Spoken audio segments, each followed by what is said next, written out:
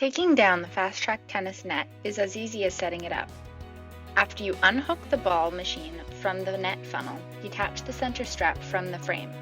Remove the skinny hoop pole from the Velcro opening on the right side of the net. Gently work the pole back through the sleeve by bunching up the fabric and pushing the pole through a little at a time. This may take a little time, and it is important to go slowly. Don't try to pull the pole out from the end. This will wind up pulling apart the pole joints and getting caught in the fabric.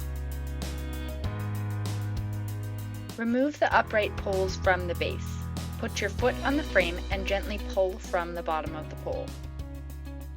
Undo the Velcro sleeve at the top of the net and detach the corner piece from the upright pole, sliding the pole back through the sleeve.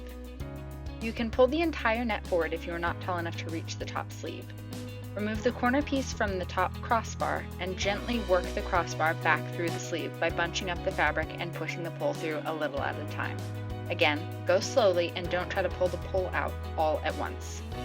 Detach the corner piece from the other upright pole. Remove the upright pole from the base and slide it back through the sleeve. Fold all fiberglass poles and place them in the carry bag along with the net.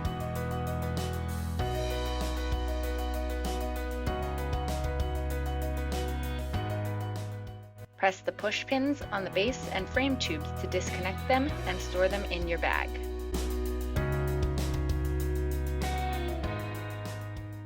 Zip the bag up and you are ready to go.